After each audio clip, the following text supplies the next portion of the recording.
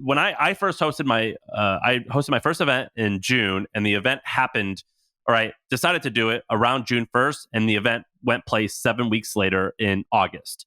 And when I started, I had close to nothing. I had a 200-person email list, so there wasn't like this, oh, it's easy for you. You had the hustle. No, it didn't exist. Yeah. There was no website. There was just a domain name called HustleCon. And I hosted this event. In the first 6 weeks, it made about $60,000 in revenue and $50-ish thousand in profit. And a lot of people were surprised by that. But it wasn't that hard. The second event, you can see here. Explain that. So how did you sell the $60,000 of tickets during that process? I feel like I can rule the world. I know I could be what I want to. I put my all in it like no days off. On the road, let's travel, never looking back. Today, Shaan, let's actually jump right. You, I think, want to do this Billie of the Week right away. Yeah. And then I have a thing on events. Do you want to do events, or you want to save that? What do you want to do today? I want to do that. So I want to do this Billie of the Week. I want to hear your stuff on paid events. And then I have two ideas. One is a cool idea I've seen, and then the other is a brainstorm of a potential idea. So I want to do all those things. So let's start with the Billie of the Week. This one is very interesting. Have you ever heard of this guy before? Don't Google. I want to tell you the story. So don't Google this guy. All right, let me tell you the story. I Googled them. I'm just thinking, oh wow, okay, yeah. Young guy, 29 years old. I don't know who he is. So his name is Sam Bankman-Fried. I think is the way you say his name. And if you heard him talk, like I actually want you to listen to a YouTube video for a second, because he sounds like, an absolute dweeb, and I loved it. I was like, oh, this guy sounds like he would be a self-made billionaire by the age of 29, because he sounds like a genius. He sounds like a tech genius. Have you brought this person up to me before? No, I just discovered him like 2 days ago. Okay, so what's this guy's story? So this guy, well, I'll just call him Sam for short. But so this guy Sam, he's a young guy. He's very smart. He takes a job as kind of like a hedge fund trader or something like that with a group called Jane Street, I guess. And I don't know. I forget these details. They don't really matter. The guy's got a job in finance. And he leaves and he starts something called Alameda Research. And it's called Alameda Research because he needed it to sound as legit as possible and not like what it actually was. So what was it? So what this guy did was he was into crypto. And there was this known thing in crypto where as crypto was getting popular, this is around 2017 when the first big run up happened and Bitcoin went, from $3,000 to $20,000 and it crashed later. But during that time, 2016, 2017, 2018, Bitcoin was emerging. And there was this, as any new thing, there's these like kind of, it's like the Wild Wild West a little bit. And so there was this thing where in the US, the price of Bitcoin was, let's say, $10,000 a Bitcoin. And in other countries where the exchanges weren't built or the country had some regulations or whatever, there was like a premium for Bitcoin. There was more demand than there was Bitcoin available to buy in those countries because you need, like, let's say, like in Korea, there was a famous thing called the kimchi premium. And the kimchi premium was that in Korea, there wasn't kimchi like the food, like the food. So this was known as the kimchi premium, and basically it was like whatever Bitcoin was selling for here. Let's say it was $10,000 in Korea, it was trading for $15,000 because it was that big. It was a 50% premium, and it fluctuated obviously. And I think 30% was kind of like the average of the kimchi premium over time. So everybody wanted this. So everybody, any smart person saw, oh wow, there's an arbitrage. What if I could just buy it in the US for 10 grand and immediately sell it in Korea for 15 grand or for 13 grand? And so you had this like ability to flip it. And so a whole bunch of people were trying to do this, but there was all these problems, right? Like, well, the reason, the reason it wasn't easy, the reason there was this premium is because it was hard to buy Bitcoin in Korea. So one idea was you buy it in the US off a US exchange, you go to Korea and you sell it, but you're going to sell it in the Korean, won, which is like the local currency. But now you need to for the arbitrage to continue, you have to convert the Korean won back to dollars to go buy more Bitcoin in the US. The problem was you can't convert the Korean won back to dollars easily because the government was very tight-fisted, regulations. You couldn't funnel large amounts of money from the Korean won back to dollars very, very easily.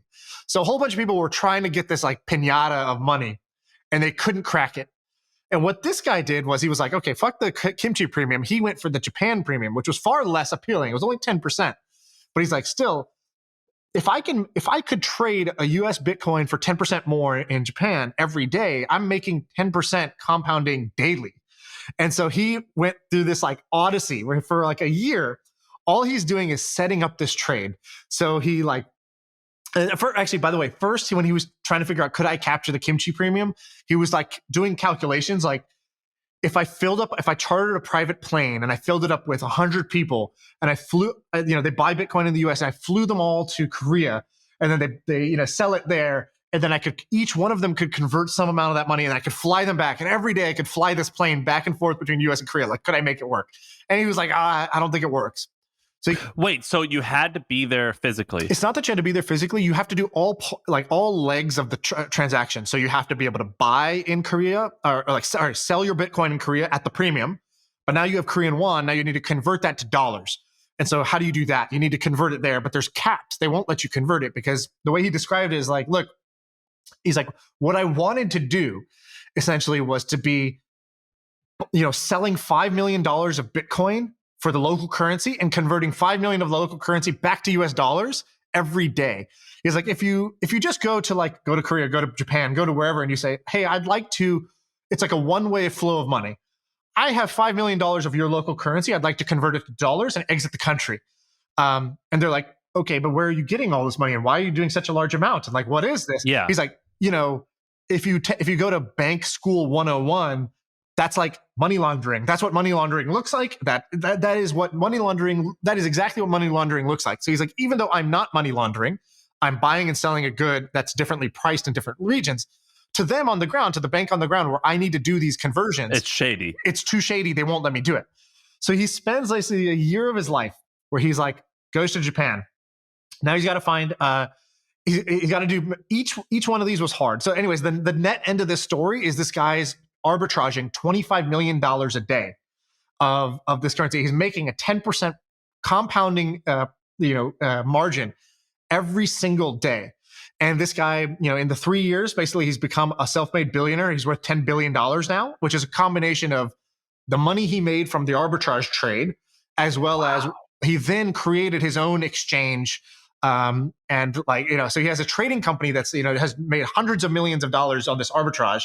And then he used that to create an exchange, which is worth billions of dollars on paper. So anyways, this guy's worth $10 billion. So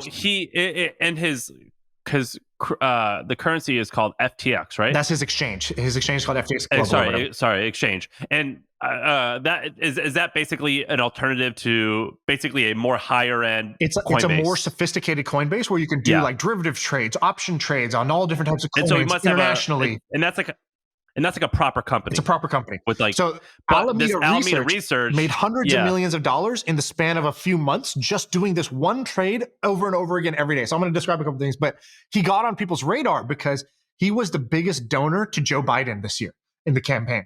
He wrote like a $5 million check at the last, at the 11th hour that let Joe do as part of this last minute blitz they did on TV ads in all the swing states.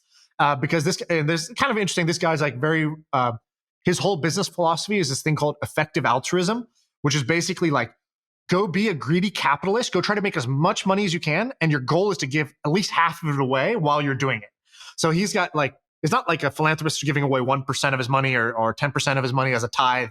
His goal is to give away 50% of his liquid net worth, that he makes every year. That's his his mindset. Where did he get the money to start this? So he started it with a very small amount of money and it just compounded very quickly because he's basically getting 10% extra every day. So I don't know exactly where he got the initial seed capital or how big it was. He hasn't specified that, but he did say at the max they were doing 25 million a day on the trade, which is basically like a $2.5 million profit per day that they were making on the trade. And so he describes that, okay, so he's like, basically, if you want to do this, you have to break it down into small chunks. He's like, okay, so I need on one side, I need to be able to go buy a shit ton of Bitcoin in the US. So how do I get an exchange in the US that's going to give me really high limits, even though I'm this dorky kid who's got no track record and I have no collateral or brand name?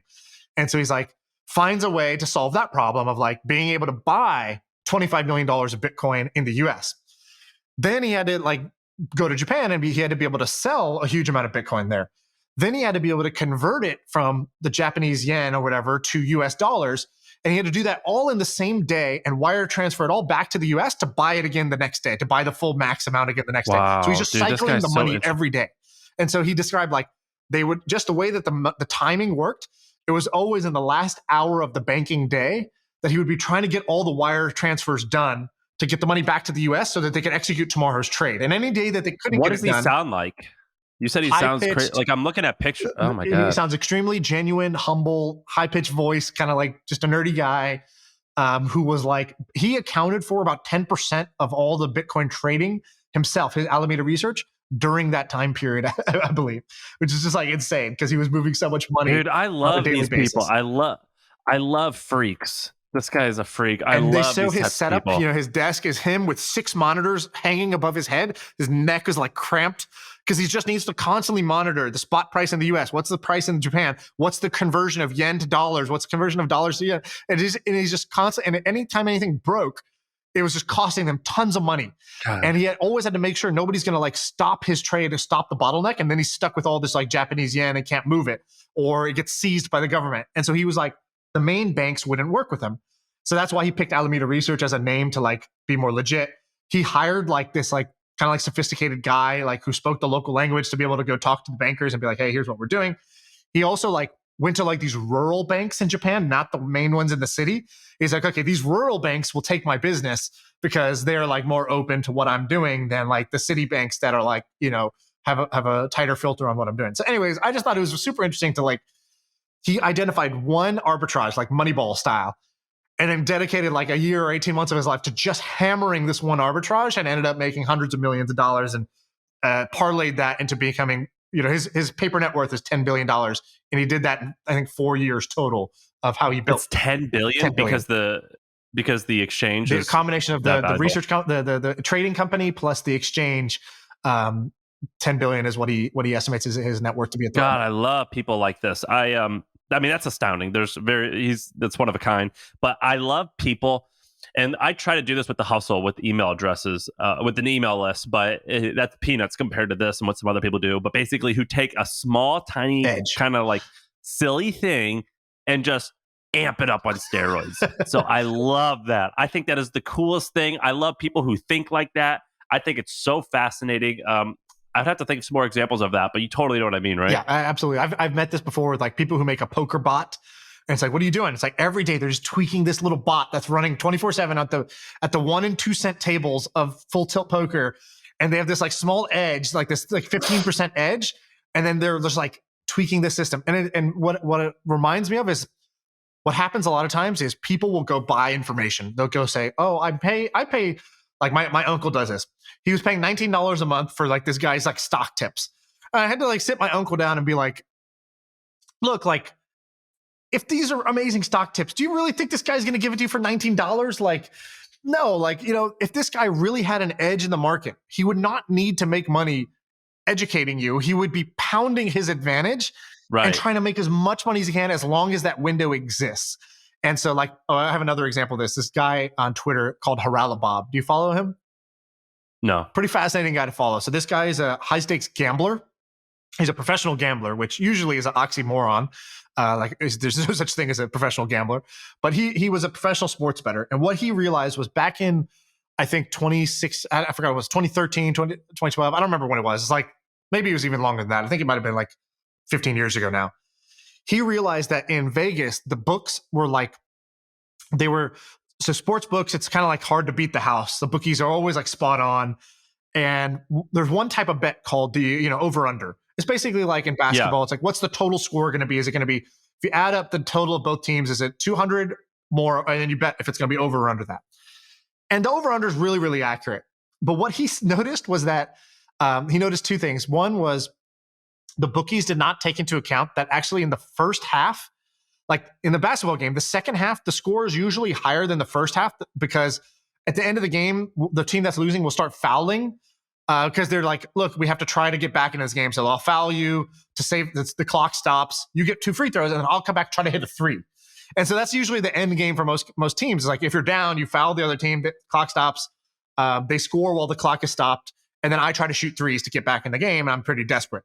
So what he noticed was that the total over under, if you just divided it by half, that's what they would, just 50%, that's what they were making as the first half over under. And very few people bet the first half over under because it's not that fun of a bet. It's like, who cares what the halftime score is going to be? If you're going to bet the score, you just bet the end of the game score. So he realized it was a small edge where they thought they were taking the full score and dividing by half and making that the line. He's like, oh my God, this is almost always going to be under. And he specifically noticed that these three teams, their coaches would like do that foul strategy way more in the second half. So he's like, okay, there's these teams that these coaches do this strategy more. And the first half is like my arbitrage. And he doesn't say shit to anybody. He just starts hiring people to go to the books, all the different. What's this person's name? This guy, Harala Bob. And I'm kind of like, I'm kind of paraphrasing. How do you spell that?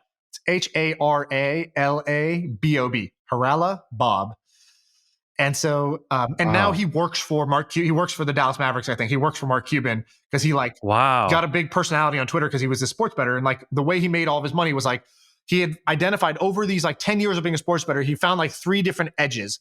One was he just like went super hard on the Shaq and Kobe Lakers. The second was this first half over under bet that was just mispriced.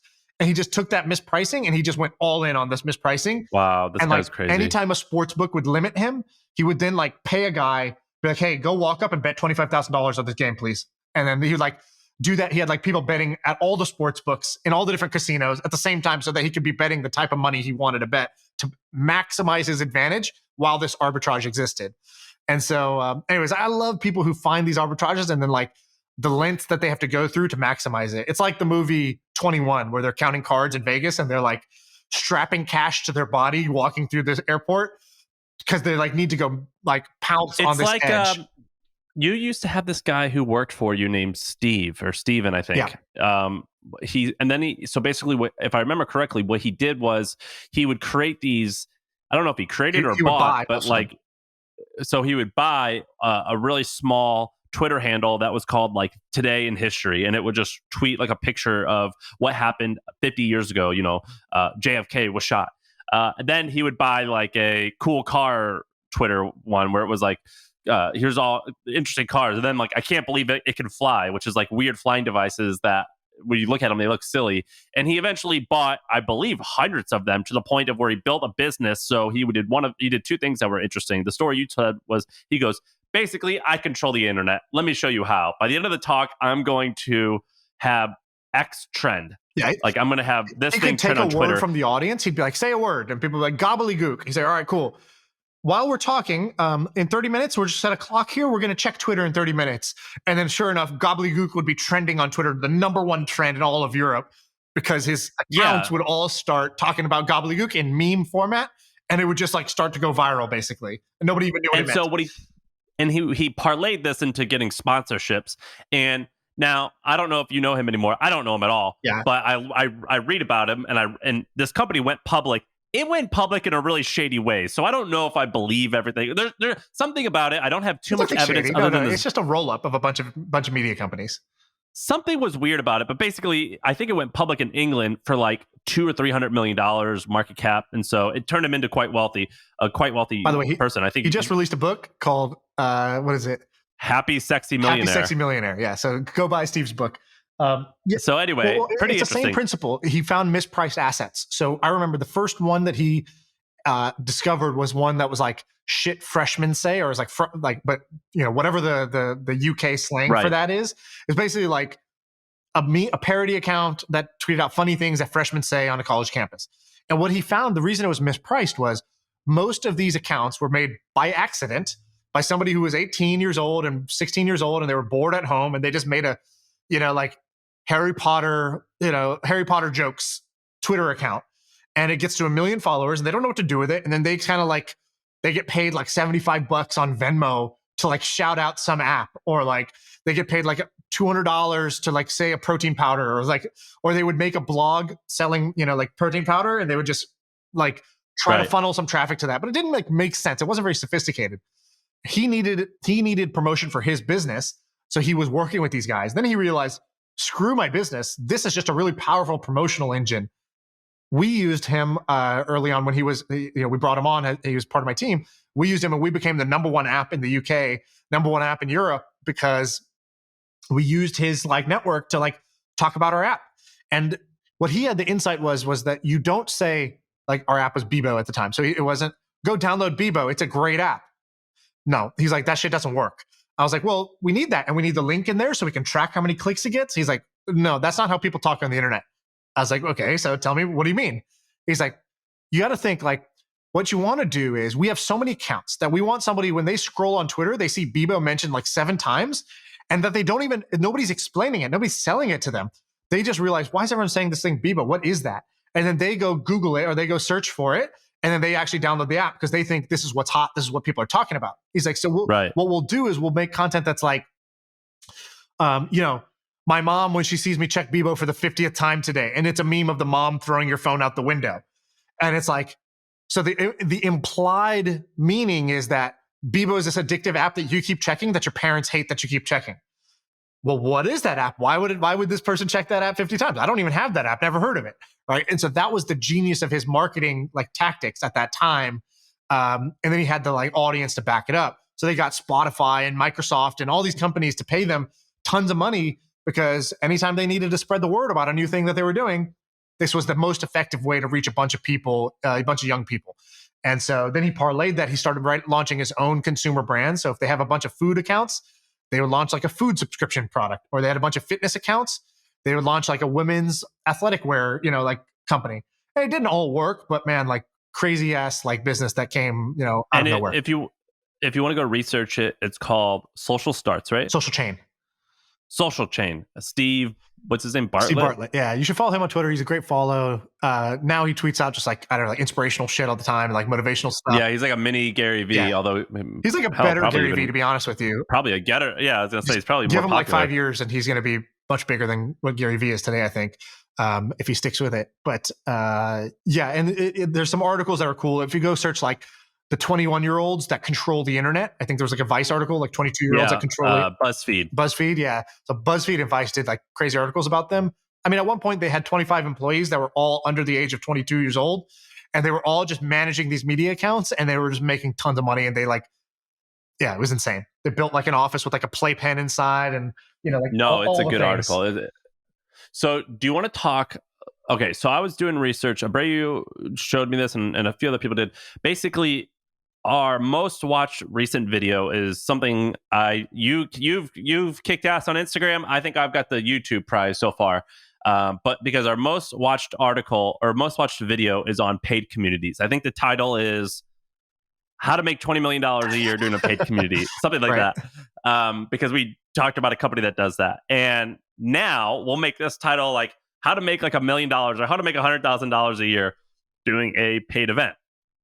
And Abreu asked me to talk about it. So I came with a few bullet points. So you want to talk about paid events? I want to, because this is how the hustle started. So this is like your roots. And also, we're starting to plan HustleCon again. And I have a feeling now more than ever is the time to plan a paid event, an in-person paid event, because I think you can do really well because there's going to be very little competition and people are really eager to go.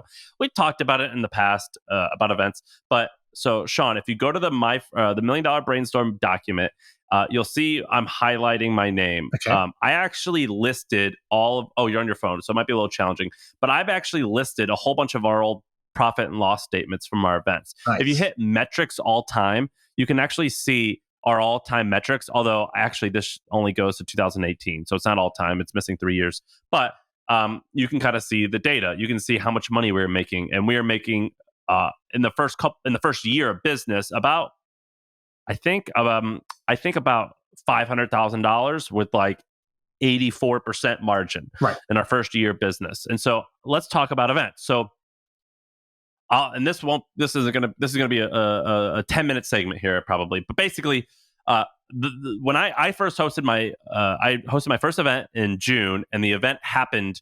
All right, decided to do it around June 1st, and the event went place 7 weeks later in August. And when I started, I had close to nothing. I had a 200-person email list, so there wasn't like this, oh, it's easy for you, you had the hustle. No, it didn't exist. Yeah. There was no website. There was just a domain name called HustleCon. And I hosted this event. In the first 6 weeks, it made about $60,000 in revenue and $50,000 in profit. And a lot of people were surprised by that. But it wasn't that hard. The second event, you can see here. Explain that. So how did you sell the $60,000 of tickets during that process? I'm going to explain. And so I just want to I'll give one more bit of context. The second event, I think it made about $150,000 to $200,000 in revenue and something like $150,000 in profit. And I did these events 6 months apart. Right. I would basically host an event, go travel. When I needed money, I would host another one. And so I was starting each time with close to $0. So let me explain to you guys a little bit about how I started my events and what I would do if I was starting again, which is basically if I was starting again, I would do mostly the same stuff. But I think everyone if you're listening, if you're willing to spend 8 weeks working 40 hours a week dedicated to this, I think you could make at least $100,000 profit starting probably in September, because that's when I think conferences are going to be okay.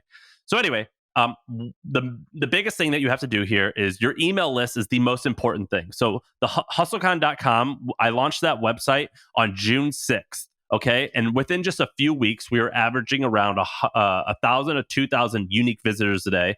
And the email list jumped from about 200 people to about 2,500 people in 7 weeks. Keep in mind, at the time, I didn't even have a Twitter. So there was no Twitter. Right. I mean, there was, but I didn't use it. And so what I would do is HustleCon.com was basically a landing page where it explained what the event is, and then you'd enter your email. And that was called the front door. The side doors were all these blog posts. So I would write 2 to 3 blog posts a week on each speaker. I would post that on Hacker News. People would come to the website via the side door. Only 5% of them would say, this is interesting. What's this website? And they would click the homepage, and I would collect their email there. And then once I collected their email, I would send them a variety of other blog posts that I'd written. And at the end of each blog post that I sent them, it would say, P.S. This person is speaking at HustleCon on August 1st in September. You can get a ticket right now for 10% off if you buy in the next 12 hours. Right. By the way, that next 12 hours, that code was working all the time. Exactly. There was no such thing as the next 12 hours. It was always the next 12 hours. The countdown clock, there's a simple plugin that you could buy, and it just shows up. Yeah. So sorry, guys. I'm sure everyone knows this now, but Shopify wasn't popular at that point. So not everyone had that technology, but that's what we did. Pretty easy, pretty basic. And in doing that, give an example of the blog post, because I remember vividly the one you did about iCracked, which you kind of did like as an infographic. I remember the one of Pandora. Yeah, so I would do, but explain what you did, and like also these were speakers, so you got speakers to agree, legit speakers to agree before you even had an audience or anything. Yes, which is the second thing I'm going to talk about is how to land a speaker, but. For the blog post, I basically would just use Forbes, Business Insider, all these places, and just write a biography on the person, but I would do it in an interesting way. And eventually what happened is we would create infographics. So I had John who worked there, and I would say, John, here's the bulleted points of their life. Turn it into an infographic, please. And that's what we did. We had infographics. It could have been a blog post, which is what I used to do. This time we made infographics, and it worked quite well. And it was basically, I read the book Made to Stick, and I just copied that. So I took information about their company, and I made it really easy to understand. So for example, Pandora streams this amount of music per hour, which is the equivalent of X, Y, and Z.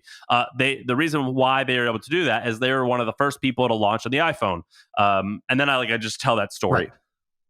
Pretty simple. I thought it was simple, very effective. Now, that's how we got our initial sales. Now, the thing about sales for events, it's incredibly stressful. The reason it's stressful is typically 20% of your sales come in the first 5 to 7 days. And then 20%, sometimes more, 30% of your sales comes in the last 4 or 5 days, which means that dead time. So you got to kick ass right out of the gate. So your first launch series, you need to kick ass. Your first email launch series, you need to do really well. Then there's a fair bit of dead time, and it feels we're failing. And then the last 10 days or so, you get a wave of sales, and it all comes down to the last minute. And it is incredibly nerve-wracking, and anything can ruin it. For example, a pandemic, or if there was a terrorist attack, if there was bad weather, as simple as bad weather, right. You're fucked. And so you've been working for 7 weeks, and now eventually, in our case, a whole year on this event, and you're screwed. So it's very stressful. But the way that you can actually make more money, and this is something that I didn't learn until later on, for the tickets, you actually want to charge higher than you think. So let's say you want to make $100,000 and you want to get 1,000 people to pay you $100. You always charge $250, and then you give discounts in order to get to 100 average sale price. And so you want, in my opinion, you want to be very generous with discounts, but you want to charge a lot of money so it anchors it at a high perceived price. value. Yeah, correct.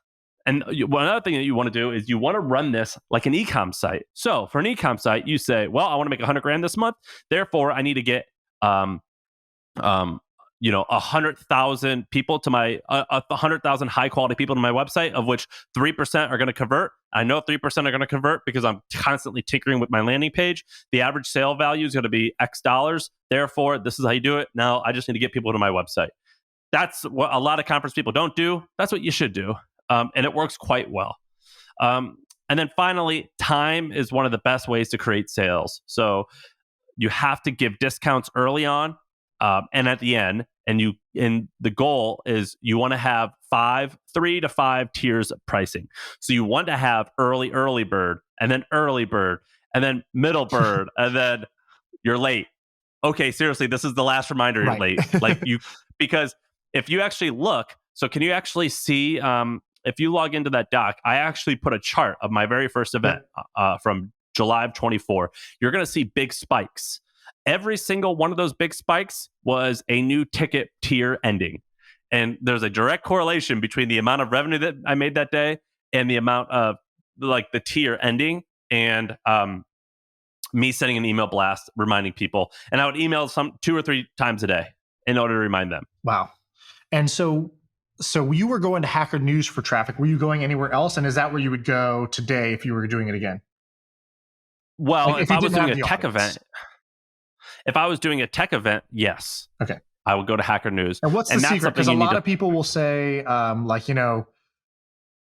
I post on Hacker News, I get, no traffic, I get downvoted, I get removed because it's like. Well, I would say the obvious, or not the obvious, but maybe obvious is, well, your content might suck.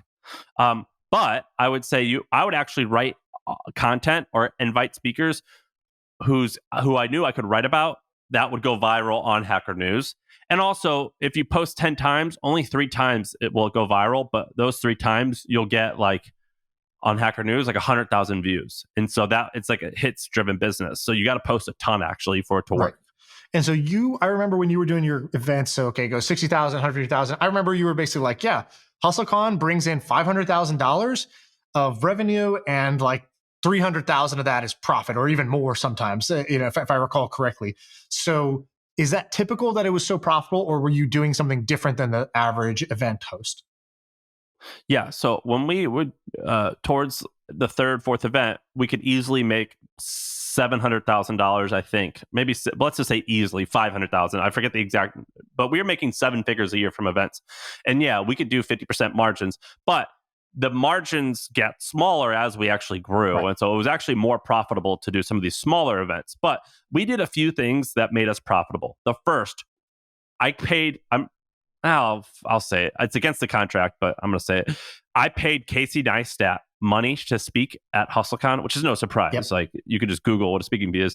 But besides that, I've had probably 300, 400, 500 people speak. Not once did I ever pay for another speaker. Right. Not one time. Now, what I think I did do a few times is I would pay for their flight, but I would pay economy. I had Sam Yagan, who's the CEO of Match.com, who's very wealthy. I paid a $350 flight from Chicago to San Francisco. And then maybe I think we got him a hotel, but I think it was just a $350 flight. And we reimbursed him for that. And he would email me to remind him, oh, you guys still owe me that $350. So we didn't pay for any speakers other than Casey Neistat. Right. The second, I used a shit ton of volunteers because there's these kids, and not necessarily kids, but people who will email you once you have an event to volunteer. There's a whole crew of them. They get to go for free, and they want to be around you, and they do the work. They do the work, and it's fun for them. Right. It's a lot of fun to be part of something. We would schedule it so they could go see some talks, but they didn't really even care about the talks. They just wanted to be in the mix. It was exciting for them.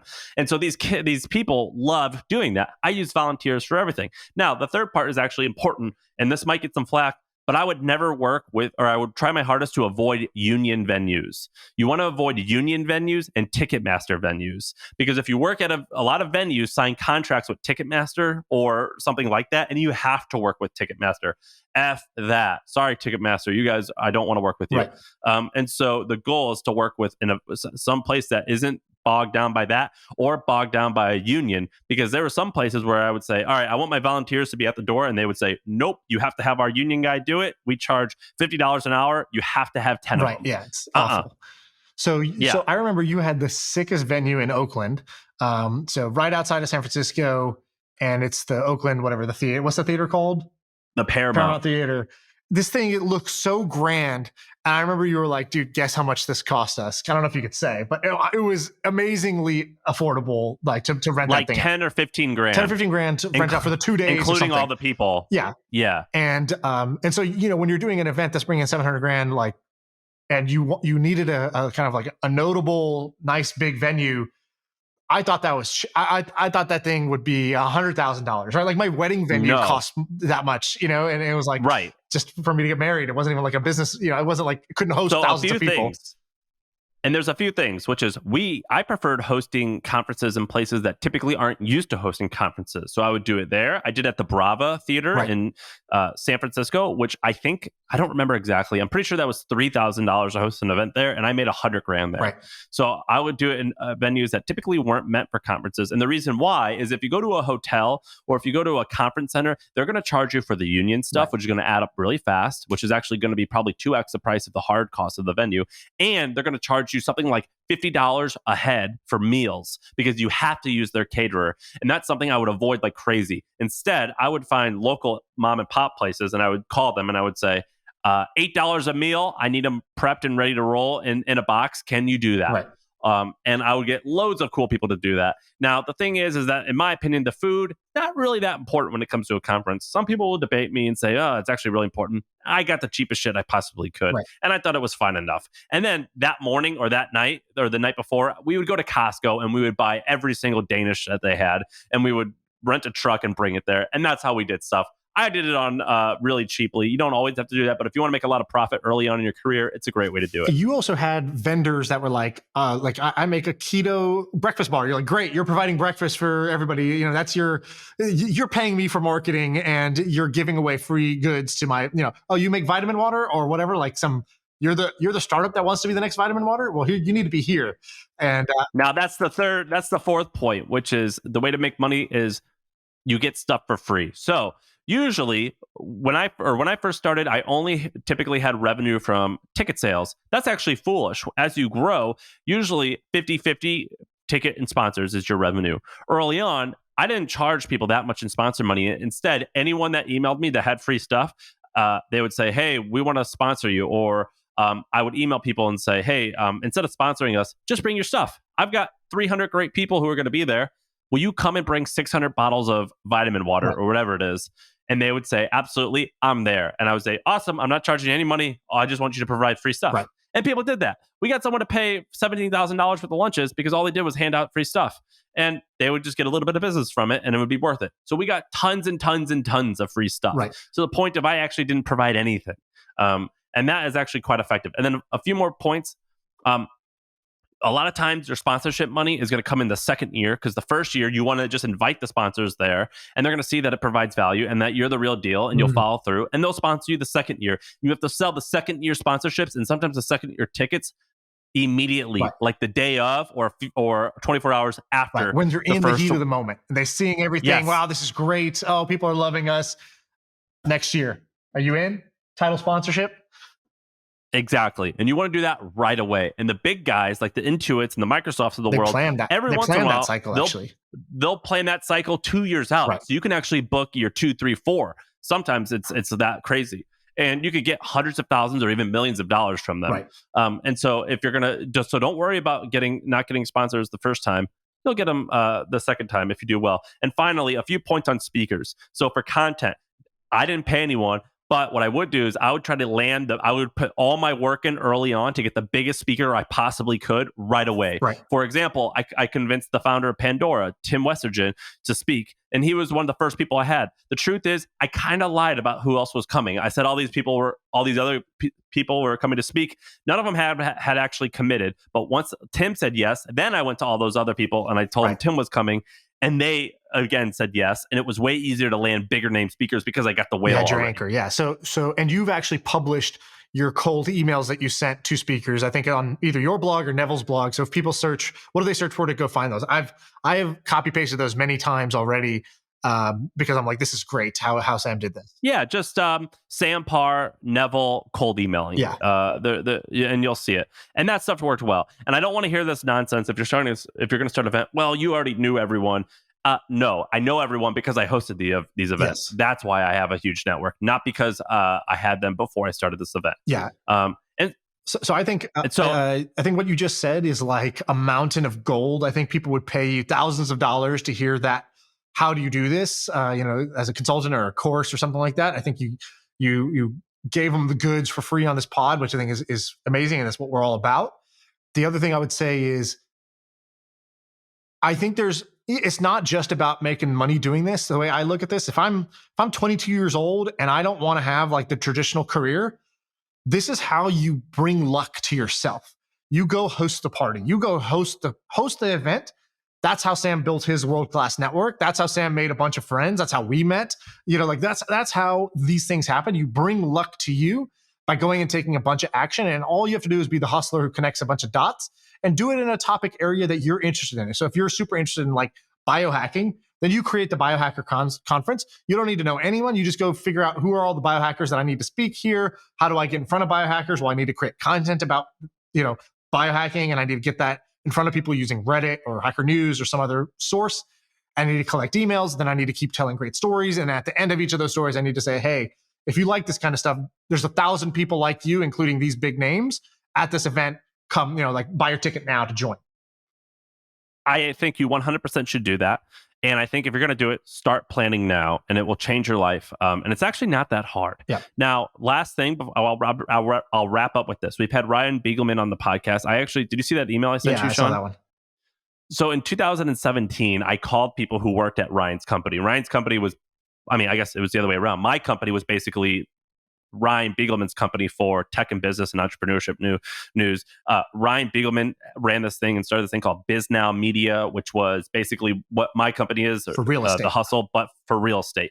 And so they did about $18 million in revenue the year they sold, which they sold for about $50-60 million, 75 employees. The revenue was made up a third from media, so a third from advertising, a third from event ticket sales, a third from sponsorships. The average revenue per event team member was around $300,000. They did 250 events around the year before they sold, with the average ticket price being $80, and they wouldn't do an event unless they could make $10,000 in revenue. Most of the venues that they got were free, and a lot of times programming was very short. So an event would start at 7 a.m. It would kick off for an hour of breakfast schmoozing, followed by a 90-minute session for panels and discussion, and then hanging out and talking, and then you'd be back in your office by 10:30. And it was very effective. And that's my final point about events, which is the content, actually not that important. All the speakers do and all the content that you're going to have, people. All it does is it brings a particular like-minded person, and the value is from that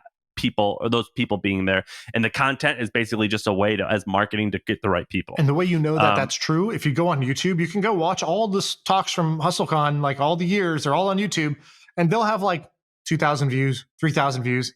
And you would think, if people are coming to hear these great speakers, they're willing to fly and pay, basically it's $1,000 all in to go have this experience if you're from out of town, which I think a lot of people are.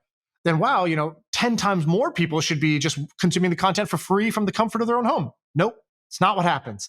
People don't actually take it's just like same thing with Coursera. They have all of Harvard's courses online. If you want the Harvard education, you can go get it for free right now online. Turns out people don't want the Harvard education. They want the Harvard label.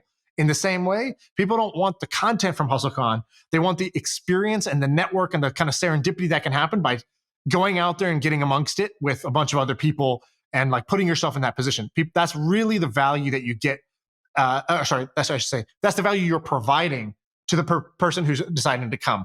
Don't fool yourself into thinking they're coming to hear this mind-blowing content. Although there is this like charade you put up where you say that's why you're coming and they say that's why they're going, but that's not really what they get out of it. That is absolutely correct. And I'm showing, I actually, if you pull this thing up, Shaan, called, I don't really want to share this publicly, but you can look at it. It's called Event Metrics All Time. I've listed 46 events that we've done. And I list out how many people showed up, how much revenue came from tickets, and how much revenue came from sponsorships. Right. There's this one event series that we came up with called 2X. It stands for like 2X chromosomes, meaning women have 2X chromosomes. And it was an evening event that we would host from 9 p.m. until, I don't know, whenever it ended, or sorry, 7 p.m. to 9 p.m. And we would get a sponsor to pay for it, and we would invite these people to come. The first one had 400 people. I'm pretty sure towards the end, we would get 1,000 people. So here's one. This one had 982 people coming. We did $24,000 in revenue, $7,000 in sponsors, $31,000 in total revenue. And then it looks like $16,000 in costs. Frankly, we probably didn't even need to spend that much. And we made 15 grand in profit. And then we would host that almost monthly in a variety of cities. We would do LA, Chicago, yada, yada, yada. One night could make you 15 grand. Do that 12 times a year. Then you launch a paid community on top of that. You got yourself a multi-million-dollar business inside 18 months if you just rinse and repeat this. It works very well. While building a great network and being kind of the hub in between all these different people. The downside, of course, is that event planning fucking sucks. Events are stressful. And it takes years off my life every time I have to do an event. So I hate events, but I love this business model. I love that you laid it out for the person who gets energy and wants to do this, right? Like for me, the nightmare job would be wedding planner. But for some people, they dream of being a wedding planner. And so for people who find that fun, they like that version of stress, that flavor of stress, I think you just laid out a pretty amazing playbook. Okay. Yes. Hopefully it's a good plan. Someone can go do it. And by the way, if you just Google the Hustle 2X, literally like the number 2 and then the word, and then the letter X, I think, what's it say? We did in 2018 from that event series, which is just, I think we did about $200,000 in revenue and $110,000 in profit in 12 months from launch to the first year. It's pretty good. Anyway, that's that. That's information on paid events. Do you want to do one idea before we go? I'm kind of excited about this one. So, okay. Have you heard of this company, Future Fitness? Future Fit? Yes, I have. You tried it? I tried it. I was one of their early users, and they did a good job of onboarding me, onboarding me, nicely, but the product didn't stick with me. So but I do think it's a good idea. Well, so I don't know exactly how it ended up being, but when I first signed up, it wasn't that unique, but it was slick. It was just, you have a personal trainer. So I would pay them $100 a month. A personal trainer made a plan for me, and I would tell them what sports I cared about, what I wanted to be good at. And I would talk to them, I think, weekly about my athletic or about my progress. That's what it was when I first signed up, but it was all tracked via a watch, and they would send you an Apple Watch. Yeah. So, okay. So I think it's evolved a little bit. So basically what Future Fit is it's a personal trainer. It's really like an accountability coach. And that's what I'll call this bucket of ideas I want to brainstorm within of accountability coaching. So Future Fit basically says, hey, okay, a personal trainer is like $100 per session. So let's say it's $150 per session in big cities like New York or SF. And then, a gym membership is like $15 a month, right? So you have this like big discrepancy there where one is like one session is over $100 and the other one, a whole month is $15. But then there's something in between. And what these guys did was they said, well, look, for $150 a month, you're going to get a fitness coach. And they're not going to come, they're not going to be with you, like sort of spotting you while you do your bench press. They're going to be spotting the accountability of you actually working out. So what they would do, they would ask you about your goals. Then they would send you a customized workout plan based on your goals. And in reality, they just have a huge library of workouts. It's like, oh, guys who want to build muscle, here's a bunch of workouts to choose from. A woman who wants to have toned butt. Okay, here's a bunch of workouts to use. So the trainer sends you a workout that's, for you based on your goals. And then they'll kind of text you and be like, hey, did you get that workout in? And they also connect to Apple Watch so they can kind of see if you did it, and they can say, hey, great job. Or they can be like, hey, what's up, man? Like, don't let go of the rope. Like keep keep going. Like we said, we wanted to do this. Keep doing this. And so I think this is a very smart idea and a very smart business model, which is basically the core thing that stops most people from being fit is the habit of fitness, the habit of exercise. Yes, if you work out with a trainer, you can get more out of every workout. But for most people, the bigger problem is just sticking to the workout like schedule and routine and actually like not just feeling lazy and not going to the gym, you know? And so I like that basically accountability is the primary feature of this app. And so I like that. There is knowledge, there is technique, but it's packaged around accountability. So I was talking to Ben and my right-hand man, Ben, and he was like, he just had a kid. I'll say, how's it going? How's baby life? You know, you getting any sleep? He's like, actually, we hired a sleep coach. Same model. Oh. Woman in Texas. And she basically... What's it called? So she's just like an independent person. There's not even like a service. So we talked before about Battelle, which is like my friend Damien, who's starting this company to do this. So he just used, you know, somebody he found that's like known to do this in Texas. And so he just said, great, like, you know, here's kind of what we're doing today. Like, here's my current like routine. You know, we'd like to be getting some sleep, and here's my rough schedule. Here's my wife's, you know, rough schedule. So we'd like to make it work. We don't want to have the baby cry it out. So that's like our constraints. So they, you know, your coach basically downloads your goals and your kind of like your limitations, your constraints. And I said, great, I got a program for you. And I was like, oh, wow, what's her technique? He's like, honestly, it's like not that much. He's like, you know, just he needs to nap at this time specifically. And like during these times, he needs to stay awake. So make sure you're playing with him or you're feeding him. You're doing something then. Don't let him fall asleep. And then like at this time, you're going to put him to bed every single night. And like, you know, when he cries, you're going to go in for this many minutes and whatever. It's like a little bit of a coaching on the technique. But he's like, honestly, it's not the technique. He's like, it's just the accountability of like, she asks us, okay, what time did he nap? What time did he wake up today? How did he sleep last night? And because we keep having to report to this lady, it forces us to not like throw in the towel and just be like, oh man, like, I don't know, I give up. Just let him sleep if he wants to sleep right now. It's like, no, our coach told us he needs to stay awake during these daytime hours so that he's going to sleep well at night. And he's like, dude, it's amazing. He's now sleeping 8 hours a night. He's 2 months old. Like life, like the first month was so rough and the second month is so much better just with this coach. He's like, and it's not even like anything that we couldn't have just Googled a schedule. He's like, it's how having this woman who we're accountable to maintain the schedule is much more important than like just taking a schedule off the internet in the same way of like, you can go download a workout off the internet, but this coach helps you stay accountable to actually doing those workouts. So I thought, okay. Yeah. Let's break this down a little bit. Let's talk about what this could work. So I actually use a service called, do you have your phone on you? Yeah. Okay. Go to mybodytutor.com. My Body Tutor, okay. Like a tutor, like a you know, like a coach tutor. Right. Look at that website. How ugly is that? Oh my God. So I'm on a 1990s. I'll just describe this. I'm on what looks like a 1990s website. It says at the very top, it's like this awful logo. And then it says celebrating 2007 to 2021, 14 years. So, you know, this has been around for a while. It looks like it's 2007. Yeah. And so what it is, it's a guy named Adam Gilbert, and he's got a variety of people who are on the payroll, and I was paying $500 a month. And all I would do, it was very simple. Every time I ate a meal, I would take a picture and he would comment on it. Once a week, I would do a 20 or 10 minute phone call and they would say, how's it going? And the stress that knowing I was being watched made me change my habits, and I lost weight.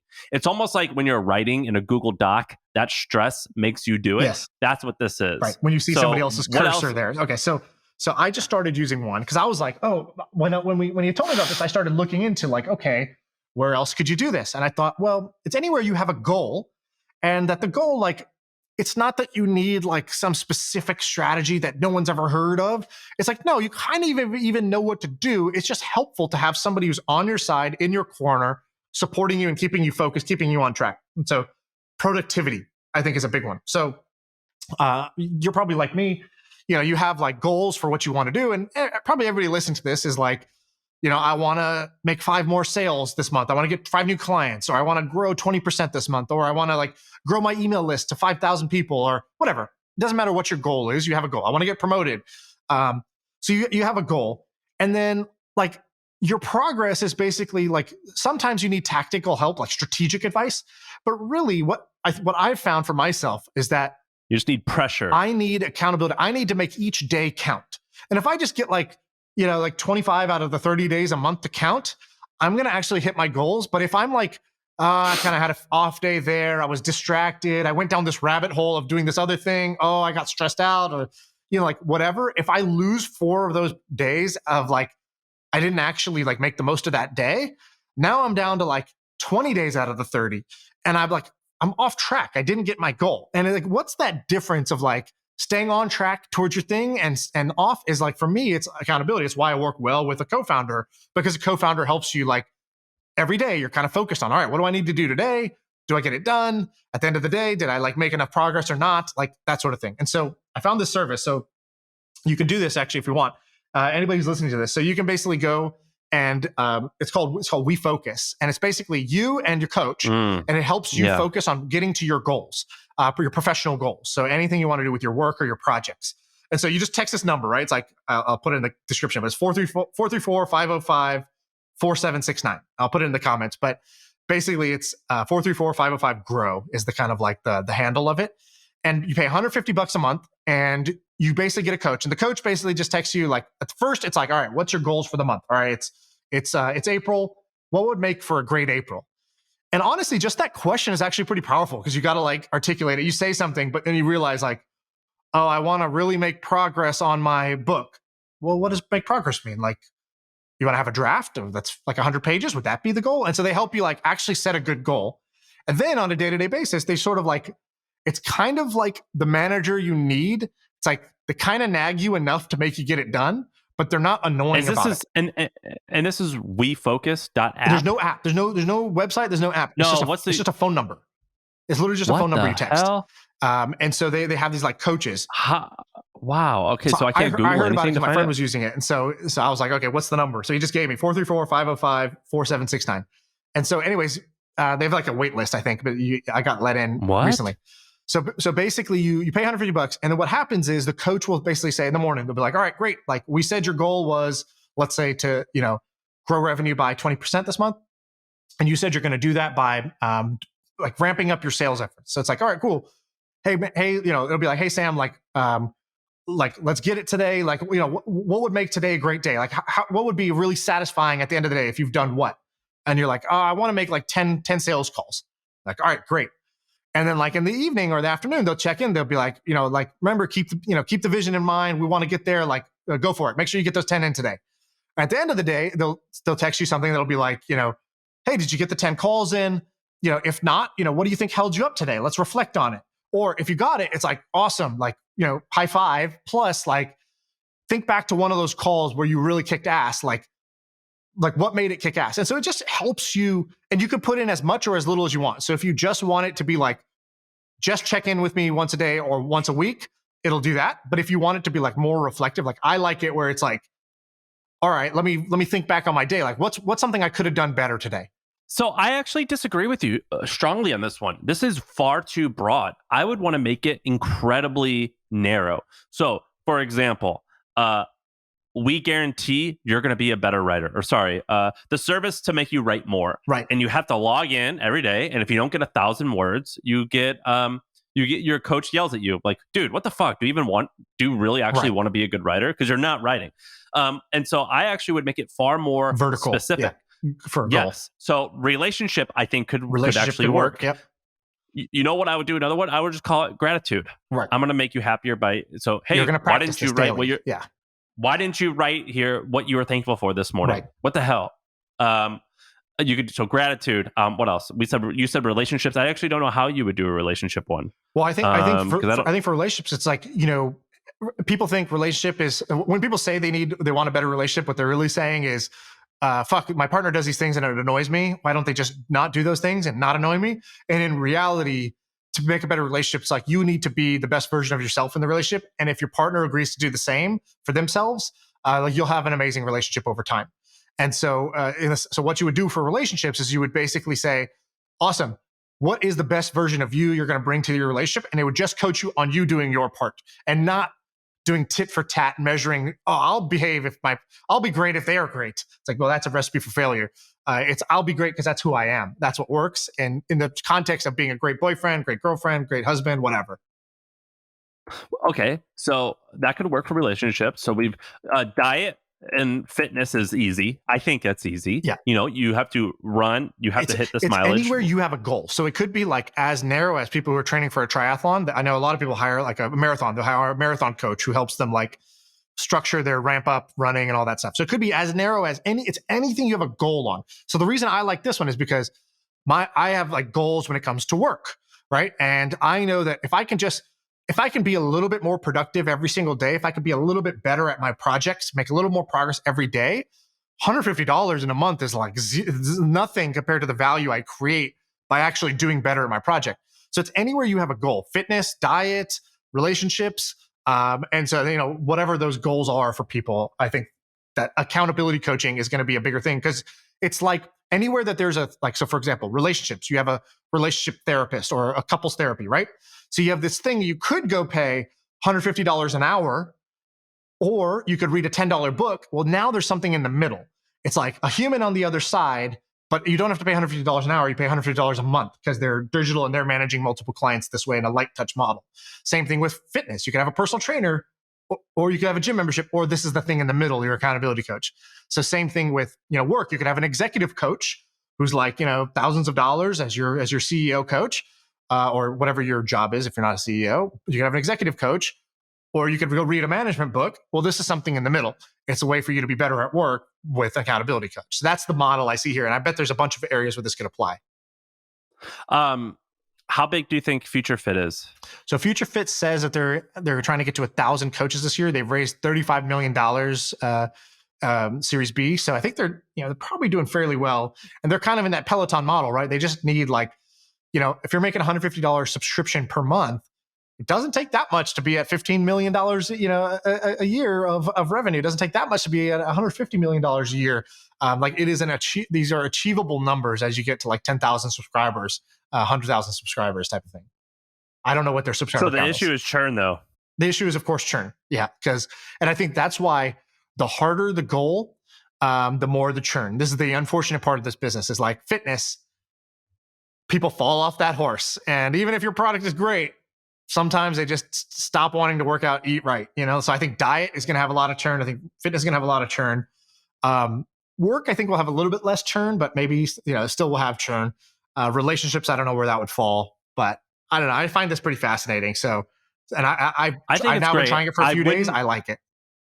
Have you invested in Future Fit? No, I invested in Fitness AI, which is an AI version of it. I wouldn't invest in Future Fit because of the churn. That would be something I'd be concerned about. But I would love to own one of these companies. Yeah, totally. I for sure would like to own it. Do we want to do one more? No, I got to run. All right. Well, by the way, do you know that we get criticized for Irish goodbyes? We just end the podcast. It's our thing. I actually do the same thing with my family too. Like if I'm talking to my mom or my sister, like there's no like, okay, well, I'm going to go run to the store now. So it's been great chatting. No, it's like, got to go, bye. Or I'll just be like, bye. And I'll just hang up the phone. Yeah, I do the exact same thing. They know the deal, and they can do the same right back to me. You don't even need to tell me why you need to leave. If you need to leave, you just yell bye and you hang up before I reply. I do this at gatherings too. I actually don't say goodbye. I just walk out. Yeah, I do that too. Because I think goodbyes are pointless. Like, what's the point? It's just like, I don't know. It's just a lot of effort for something that's uncomfortable for me to do. And like, once I've decided I'm moving on to my next activity, like I've moved on already. It's too late. I'm here. I'm there. I'm not here anymore. I'm gone. Right. Like I gave you the beginning and the middle. I don't need an end. The ending's stupid. You just need it's pointless. All right. So that's the end of the podcast.